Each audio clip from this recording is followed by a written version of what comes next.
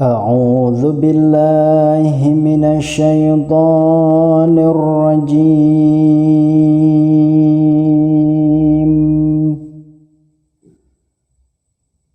بسم الله الرحمن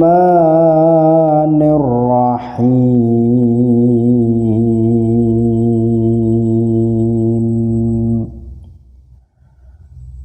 وما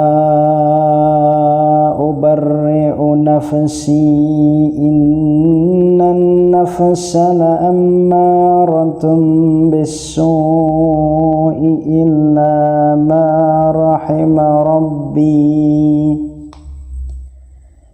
إن ربي غفور رحيم.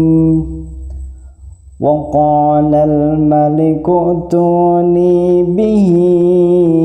أستخلصه لنفسي فلما كلمه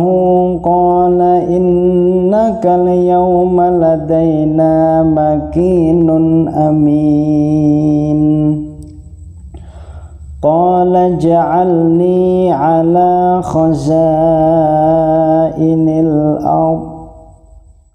إني حفيظ عليم. وكذلك مكنا ليوسف في الأرض يتبوأ منها حيث يشاء نصيب برحمتنا من نشاء ولا نضيع أجر المحسنين. ولأجر الآخرة خير للذين آمنوا وكانوا يتقون. وجاء إخوة يوسف فدخلوا عليه فعرفهم وهم له منكرون. ولما جهزهم بجهازهم قال ائتوني بأخ لكم من أبيكم ألا ترون أني أوفي الكيل وأنا خير المنزلين. فإن لم تأتوني به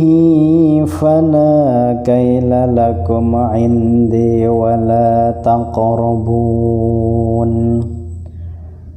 قالوا سنراود عنه أباه وإنا لفاعلون. وقال لفتيانه اجعلوا بضاعتهم في رحالهم لعلهم يعرفونها إذا انقلبوا إلى أهلهم لعلهم يرجعون. فلما رجعوا إلى أبيهم قالوا يا أبانا منع منا الكيل فأرسل معنا أخانا نكتل وإنا له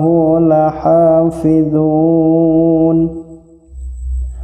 قال هل آمنكم عليه إلا كما أمنتكم على أخيه من قبل فالله خير حافظا وهو أرحم الراحمين. ولما فتحوا متاعهم وجدوا بضاعتهم ردت إليهم قالوا يا أبانا ما نبغي هذه بضاعتنا بضاعتنا ردت إلينا ونمير أهلنا وننفذ أخانا ونزداد كيل بعير ذلك كيل يسير قال لن أرسله معكم حتى تؤتون موثقا من الله لتأتونني به إلا أن يحاط بكم فلما آتوه موثقهم قال الله على ما نقول وكيل وقال يا بني لا تدخلوا من باب واحد وادخلوا من أبواب متفرقة وما أغني عنكم من الله من شيء إن الحكم إلا لله عليه توكلت وعليه فليتوكل المتوكلون ولما دخلوا من حيث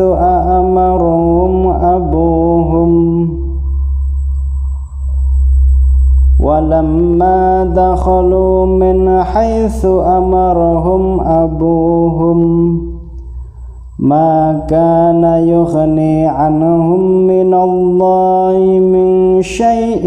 إلا حاجة في نفس يعقوب قضاها وإنه لذو علم لما علمناه ولكن أكثر الناس لا يعلمون ولما دخلوا على يوسف آوى إليه أخاه قال إني أنا أخوك فلا تبتئس بما كانوا يعملون فلما جهزهم بجهازهم جعل السقاية في رحل أخيه ثم أذن مؤذن أيتها العير إنكم لسارقون قالوا وأقبلوا عليهم ماذا تفقدون قالوا نفقد صواع الملك ولمن جاء به حمل بعير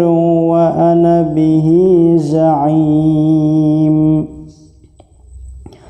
قالوا تالله لقد علمتم ما جئنا لنفسد في الأرض وما كنا سارقين قالوا فما جزاؤه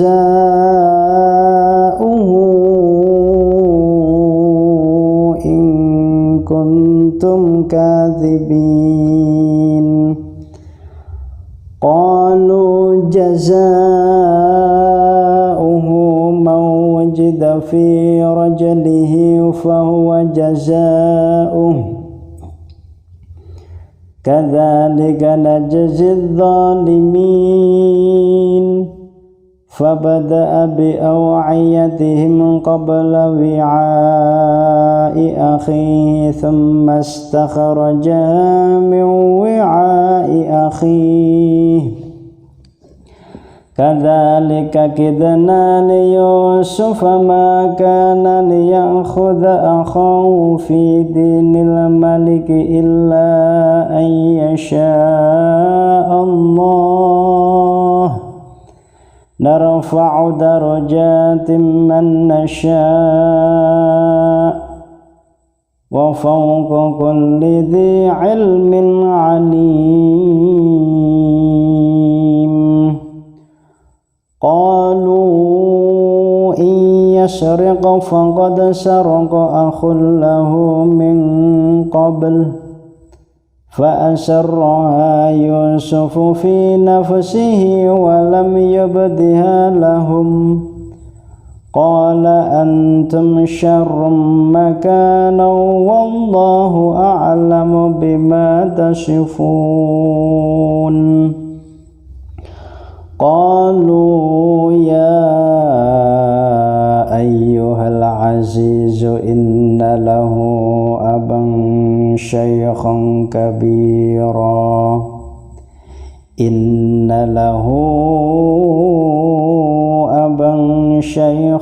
كبيرا فخذ أحدنا مكانه إنا نراك من المحسنين قال معاذ الله أن نأخذ إلا من وجدنا متاعنا عنده إنا إذا لظالمون فلما استيئسوا منه خلصوا نجيا قال كبيرهم ألم تعلموا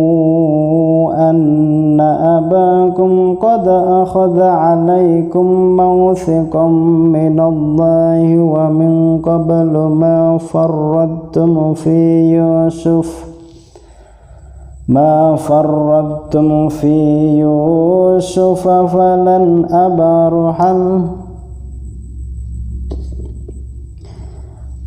فرطتم في يوسف فلن أبرح الأرض حتى يأذن لي أبي أو يحكم الله لي وهو خير الحاكمين ارجعوا إلى أبيكم فقولوا يا أبانا إن ابنك سرق وما شهدنا إلا بما علمنا وما كنا للغيب حافظين واسأل القرية التي كنا فيها والعير التي أقبلنا فيها وإنا لصادقون قال بل سولت لكم أنفسكم أمرا فصبر جميل عسى الله أن يأتيني بهم جميعا إنه هو العليم الحكيم وتولى عنهم وقال يا أسفا على يوسف وابيضت عيناه من الحزن فهو كظيم قالوا تالله تفتأ تذكر يوسف حتى تكون حردا أو تكون من الهالكين قال إنما أشكو بثي وحزني إلى الله وأعلم من الله ما لا تعلمون يا بني اذهبوا فتحسسوا من يوسف وأخيه ولا تيأسوا من روح الله إنه لا ييأس من روح الله إلا القوم الكافرون فلما دخلوا عليه قالوا يا أيها العزيز مسنا وأهلنا الضر وجئنا ببضاعة مزجاة فأوف لنا الكيل وتصدق علينا إن الله يجزي المتصدقين قال هل علمتم ما فعلتم بيوسف وأخيه إذ أنتم جاهلون قالوا أئنك لأنت يوسف قال أنا يوسف وهذا أخي قد من الله علينا إنه من يتق ويصبر فإن الله لا يضيع أجر المحسنين قالوا تالله لقد آثرك الله علينا وإن كنا لخاطئين قال لا تثريب عليكم اليوم يغفر الله لكم وهو أرحم الراحمين اذهبوا بقميصي هذا فألقوه على وجه أبي يأت بصيرا وأتوني بأهلكم أجمعين ولما فصلت العير قال أبوهم إني لأجد ريح يوسف لولا أن تفندون قالوا تالله إنك لفي ضلالك القديم فلما أن جاء البشير ألقاه على وجهه فارتد بصيرا قال ألم أقل لكم إني أعلم من الله ما لا تعلمون قالوا يا أبانا استغفر لنا ذنوبنا إنا كنا خاطئين قال سوف أستغفر لكم ربي إنه هو الغفور الرحيم فلما دخلوا على يوسف آوى إليه أبويه وقال ادخلوا مصر إن شاء الله وقال ادخلوا مصر إن شاء الله آمنين ورفع أبويه على العرش وخروا له سجدا وقال يا أبت هذا تأويل رؤياي من قبل قد جعلها ربي حقا وقد أحسن بي إذ أخرجني من السجن وجاء بكم من البدو من بعد أن نزغ الشيطان بيني وبين إخوتي إن ربي لطيف لما يشاء إنه هو العليم الحكيم رب قد آتيتني من الملك وعلمتني من تأويل الأحاديث فاطر السماوات والأرض أنت ولي في الدنيا والآخرة توفني مسلما وألحقني بالصالحين ذلك من أنباء الغيب نوحيه إليك وما كنت لديهم إذ أجمعوا أمرهم وهم يمكرون وما أكثر الناس ولو حرصت بمؤمنين وما تسألهم عليه من أجر إن هو إلا ذكر للعالمين وكأي من آية في السماوات والأرض يمرون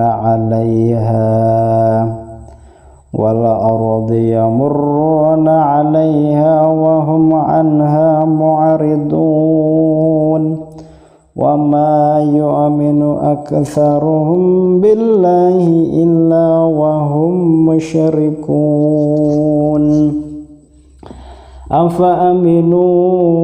أن تأتيهم خاشية من عذاب الله أو تأتيهم الساعة بغتة وهم لا يشعرون قل هذه سبيلي أدعو إلى الله على بصيرة أنا ومن اتبعني وسبحان الله وما أنا من المشركين وما أرسلنا من قبلك إلا رجالا نوحي إليهم من أهل القرى أفلم يسيروا في الأرض فينظروا كيف كان عاقبة الذين من قبلهم ولدار الآخرة خير للذين اتقوا أفلا تعقلون حتى إذا استيأس الرسل وظنوا أنهم قد كذبوا جاءهم نصرنا فنجي من نشاء ولا يرد بأسنا عن القوم المجرمين لقد كان في قصصهم عبرة لأولي الألباب ما كان حديثا يفترى ولكن تصديق الذي بين يديه وتفصيل كل شيء وهدى ورحمة لقوم يؤمنون.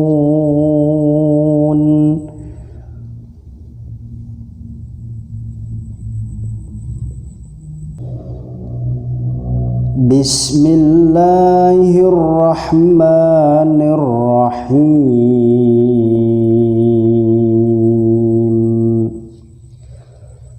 ألف لام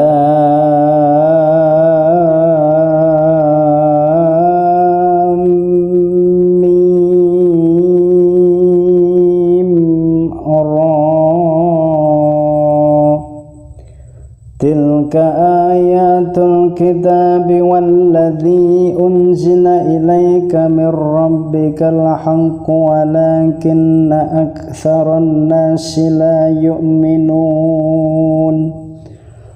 الله الذي رفع السماوات بغير عمد ترونها ثم استوى على العرش وسخر الشمس والقمر كل يجري لأجل مسمى يدبر الأمر يفصل الآيات لعلكم بلقاء ربكم توقنون وهو الذي مد الأرض وجعل فيها رواسي وأنهارا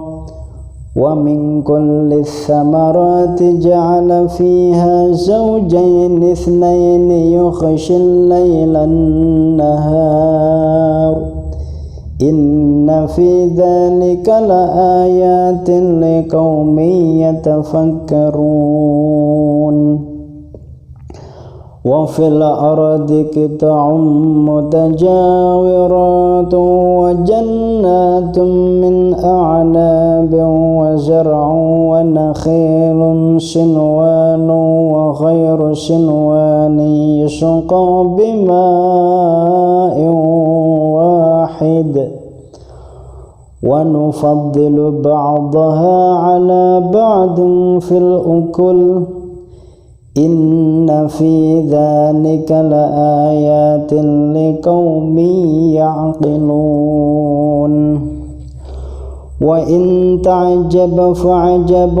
قولهم أإذا كنا ترابا أإنا لفي خلق جديد أولئك الذين كفروا بربهم وأولئك الأغلال في أعناقهم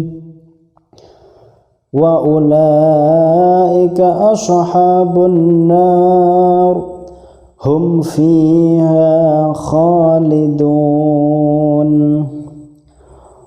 ويستعجلونك بالسيئة قبل الحسنة وقد خلت من قبلهم المثلات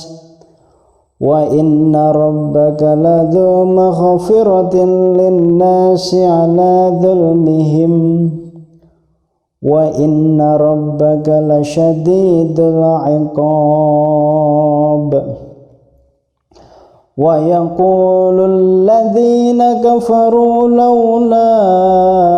أنزل عليه آية من ربه إنما أنت منذر ولكل قوم هاد الله يعلم ما تحمل كل أنثى وما تغيض الأرحام وما تزداد وكل شيء عنده بمقدار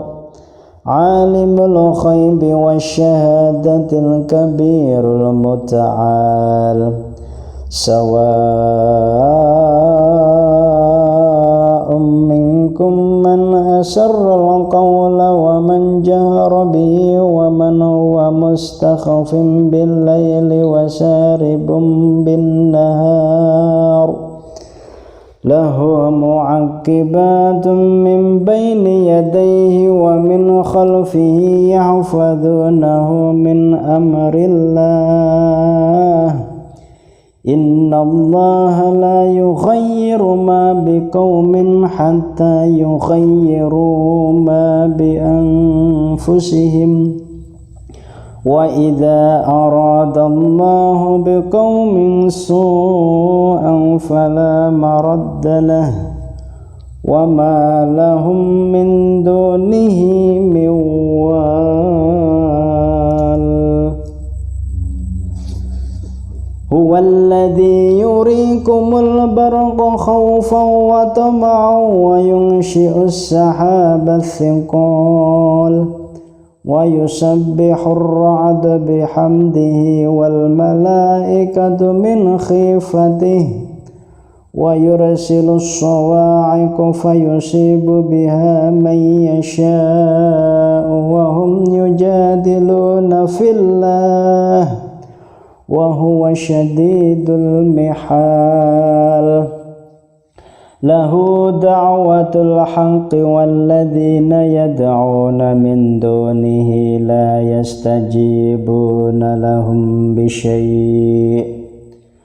لا يستجيبون لهم بشيء إلا كباسط كفيه إلى الماء ليبلغ فاه وما هو ببالغه وما دعاء الكافرين إلا في ضلال ولله يسجد من في السماوات والأرض طوعا وكرها وظلالهم بالغدو والآصال قل من رب السماوات والأرض قل الله قل أفاتخذتم من دونه أولياء لا يملكون لأنفسهم نفعا ولا الضراء قل هل يستوي الأعمى والبصير أم هل تستوي الظلمات والنور أم جعلوا لله شركاء خلقوا كخلقه فتشابه الخلق عليهم قل الله خالق كل شيء وهو الواحد القهار أنزل من السماء ماء فسالت أودية بقدرها فاحتمل السيل زبدا رابيا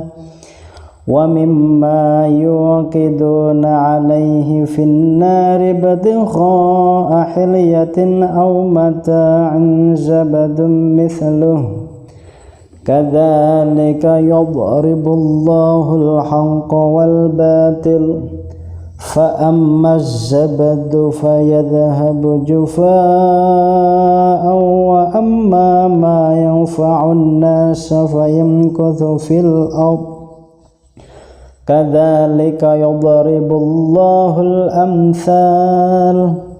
للذين استجابوا لربهم الحسنى والذين لم يستجيبوا له لو أن لهم ما في الأرض جميعا ومثله معه لافتدوا به أولئك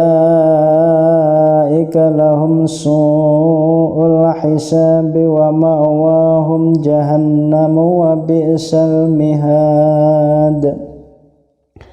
أفمن يعلم أنما أنزل إليك من ربك الحق كمن هو أعمى إنما يتذكر أولو الألباب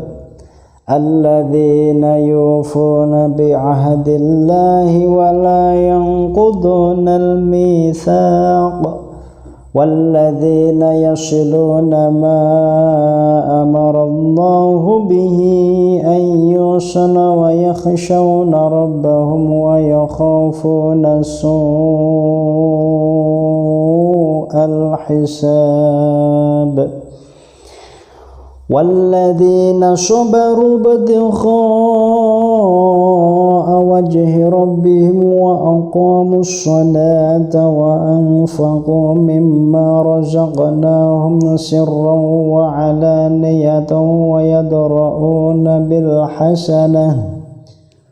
وعلانية ويدرؤون بالحسنة السيئة أولئك لهم عقبى الدار جنات عدن يدخلونها ومن صلح من آبائهم وأزواجهم وذرياتهم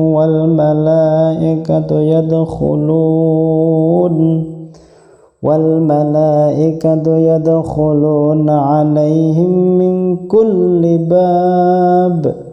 سلام عليكم بما صبرتم فنعم عقبى الدار والذين ينقضون عهد الله من بعد ميثاقه ويقطعون ما أمر الله به أن يوصل ويفسدون في الأرض أولئك لهم اللعنة ولهم سوء الدار الله يبسط الرزق لمن يشاء ويقدر وفرحوا بالحياة الدنيا وما الحياة الدنيا في الآخرة إلا متاع ويقول الذين كفروا لولا أنزل عليه آية من ربه قل إن الله يضل من يشاء ويهدي إليه من أناب الذين آمنوا وتطمئن قلوبهم بذكر الله ألا بذكر الله تطمئن القلوب الذين آمنوا وعملوا الصالحات طوبى لهم وحسن مآب كذلك أرسلناك في أمة قد خلت من قبلها لتتلو عليهم الذي أوحينا إليك وهم يكفرون بالرحمن قل هو ربي لا إله إلا هو عليه توكلت وإليه متاب ولو أن قرآنا سيرت به الجبال أو قطعت به الأرض أو كلم به الموتى بل لله الأمر جميعا أفلم ييأس الذين آمنوا أن لو يشاء الله لهدى الناس جميعا ولا يزال الذين كفروا تصيبهم بما صنعوا قارعة أو تحل قريبا من دارهم حتى يأتي وعد الله إن الله لا يخلف الميعاد ولقد استهزئ برسل من قبلك فأمليت للذين كفروا ثم أخذتهم فكيف كان عقاب أفمن هو قائم على كل نفس بما كسبت وجعلوا لله شركاء قل سموهم أم تنبئونه بما لا يعلم في الأرض أم بظاهر من القول بل زين للذين كفروا مكرهم وصدوا عن السبيل ومن يضلل الله فما له من هاد لهم عذاب في الحياة الدنيا ولعذاب الآخرة أشق وما لهم من الله من واق مثل الجنة التي وعد المتقون تجري من تحتها الأنهار أكلها دائم وذلها تلك عقبى أكلها دائم وذلها تلك عقبى الذين اتقوا وعقبى الكافرين النار والذين آتيناهم الكتاب يفرحون بما أنزل إليك ومن الأحزاب من ينكر بعضه قل إنما أمرت أن أعبد الله ولا أشرك به إليه أدعو وإليه مآب وكذلك أنزلناه حكما عربيا ولئن اتبعت أهواءهم بعدما جاءك من العلم ما لك من الله من ولي ولا واق ولقد أرسلنا رسلا من قبلك وجعلنا لهم أزواجا وذرية وما كان لرسول أن يأتي بآية إلا بإذن الله لكل أجل كتاب يمحو الله ما يشاء ويثبت وعنده أم الكتاب وإما نرينك بعض الذي نعدهم أو نتوفينك فإنما عليك البلاغ وعلينا الحساب أولم يروا أنا ناتي الأرض ننقصها من أطرافها والله يحكم لا معقب لحكمه وهو سريع الحساب وقد مكر الذين من قبلهم فلله المكر جميعا يعلم ما تكسب كل نفس وسيعلم الكفار لمن عقبى الدار ويقول الذين كفروا لست مرسلا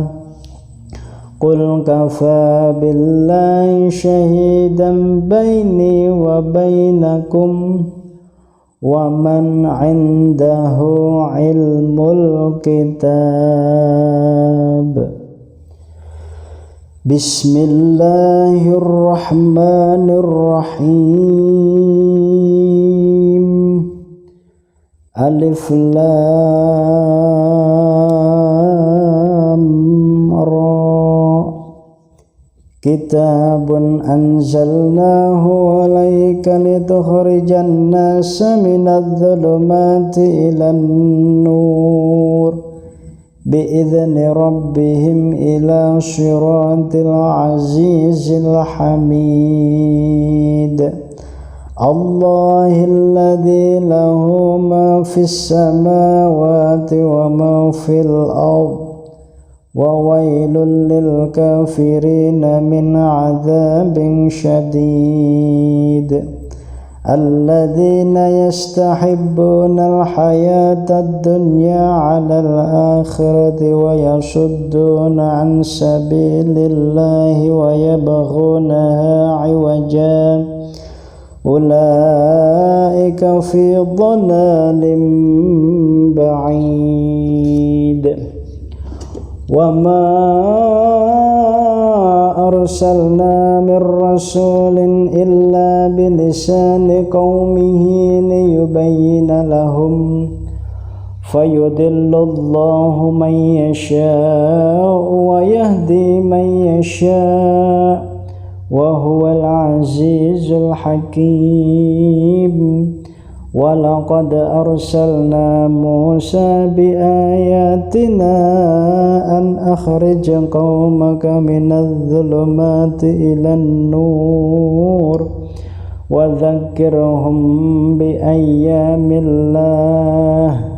إن في ذلك لآيات لكل صبار شكور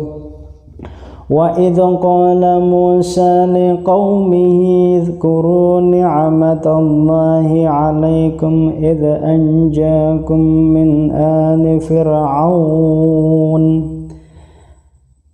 من آل فرعون يسومونكم سوء العذاب ويذبحون أبناءكم ويستحيون نساءكم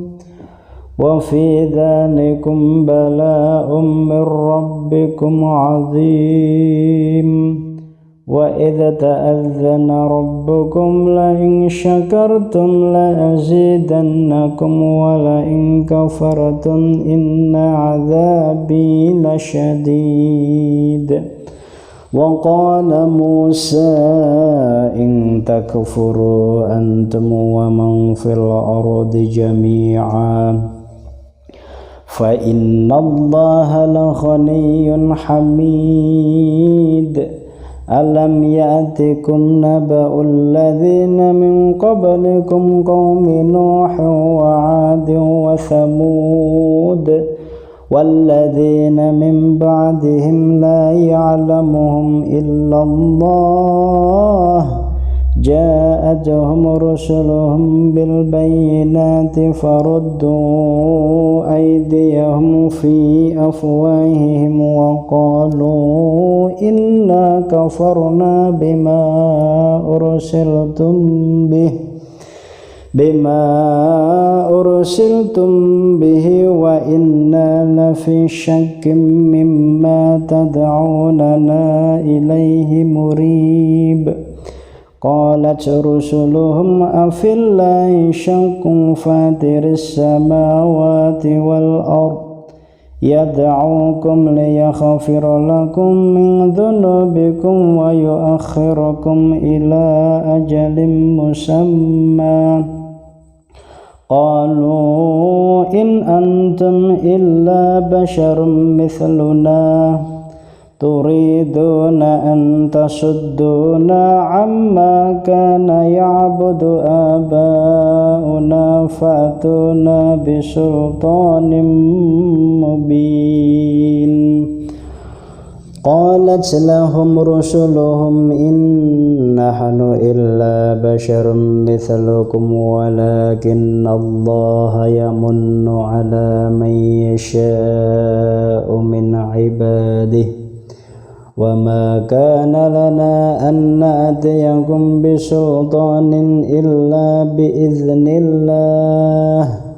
وعلى الله فليتوكل المؤمنون وما لنا ألا نتوكل على الله وقد هدانا سبلنا ولنصبرن على ما آتيتمونا وعلى الله فليتوكل المتوكلون وقال الذين كفروا لرسلهم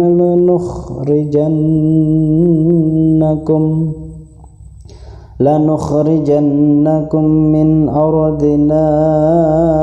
أو لتعودن في ملتنا فأوحى إليهم ربهم لنهلكن الظالمين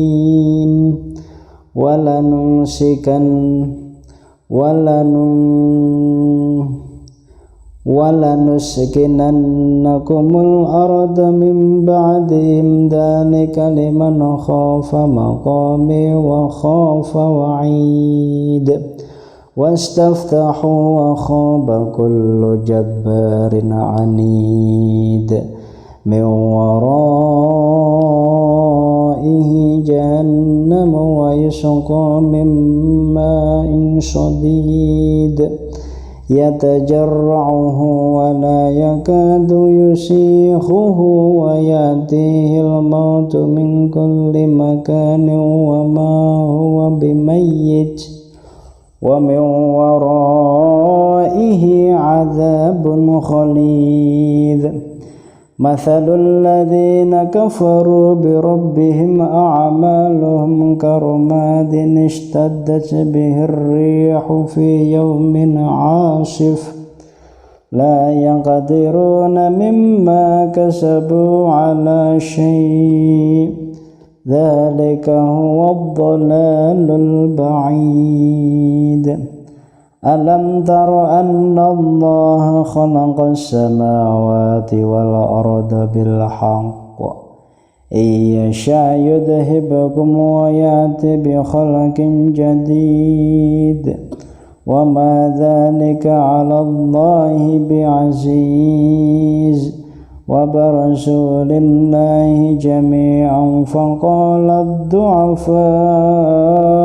للذين استكبروا إنا كنا لكم تبعا فهل أنتم مغنون عنا من عذاب الله من شيء قالوا لو هدانا الله لهديناكم سواء علينا أجزعنا أم صبرنا ما لنا من محيص وقال الشيطان لما قضي الأمر إن الله وعدكم وعد الحق ووعدتكم فأخلفتكم وما كان لي عليكم من سلطان إلا أن دعوتكم فاستجبتم لي فلا تلوموني ولوموا أنفسكم ما أنا بمصرخكم وما أنتم بمصرخي إني كفرت بما أشركتمون من قبل إن الظالمين لهم عذاب أليم وأدخل الذين آمنوا وعملوا الصالحات جنات تجري من تحتها الأنهار خالدين فيها بإذن ربهم تحيتهم فيها سلام ألم تر كيف ضرب الله مثلا كلمة طيبة كشجرة طيبة أصلها ثابت وفرعها في السماء تؤتي أكلها كل حين بإذن ربها ويضرب الله الأمثال للناس لعلهم يتذكرون ومثل كلمة خبيثة كشجرة خبيثة اجتثت من فوق الأرض ما لها من قرار يثبت الله الذين آمنوا بالقول الثابت في الحياة الدنيا وفي الآخرة ويضل الله الظالمين ويفعل الله ما يشاء ألم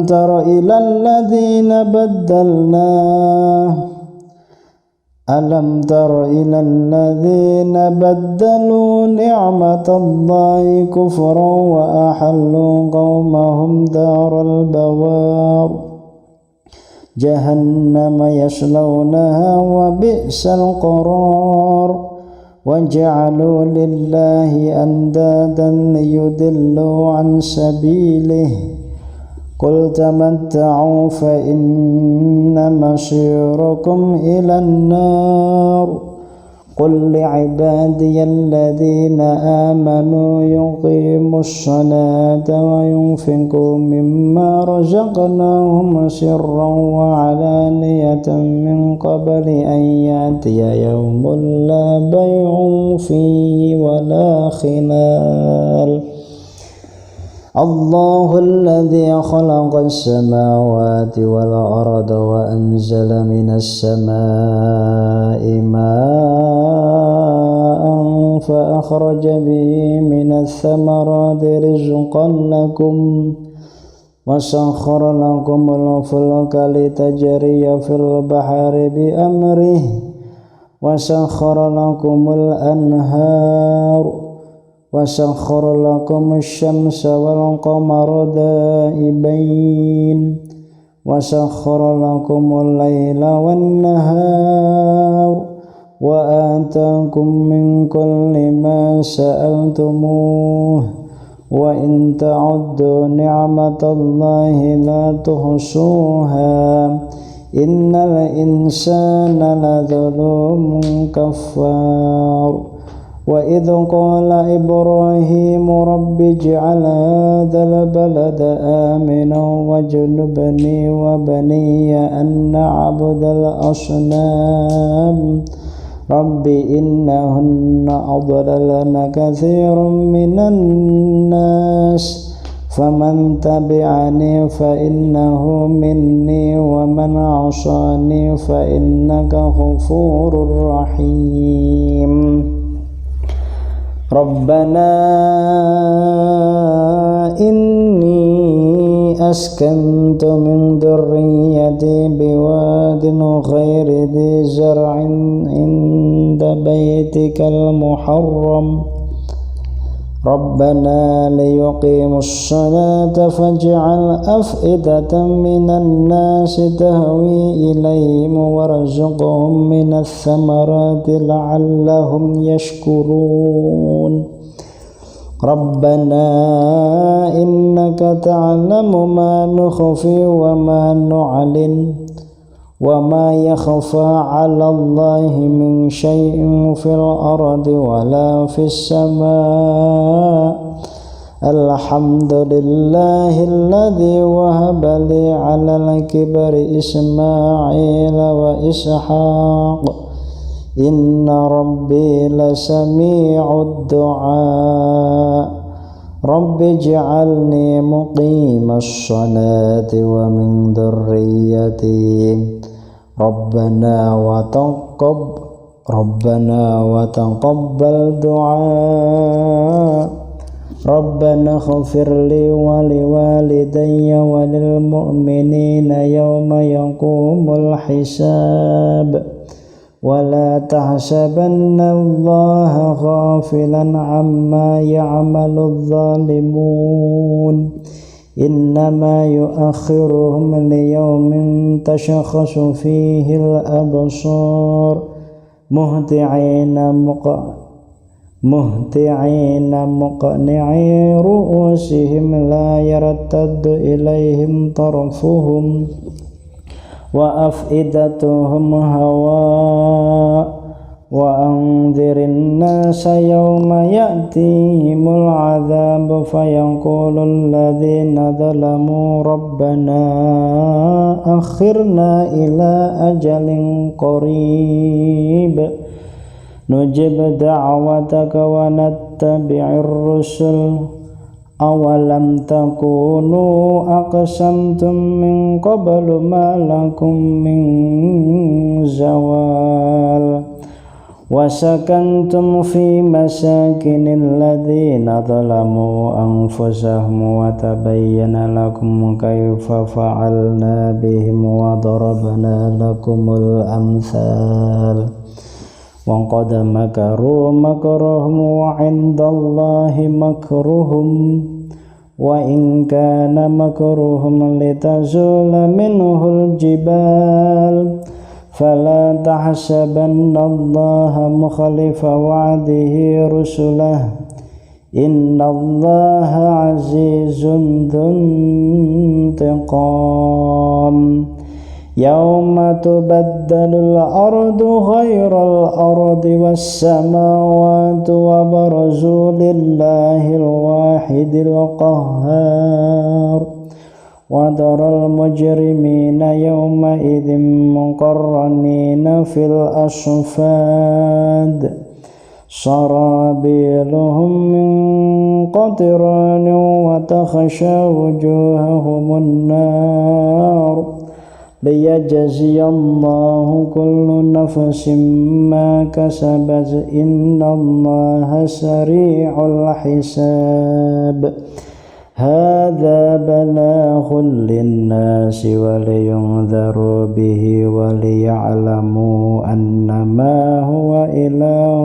واحد وليذكر أولو الألباب.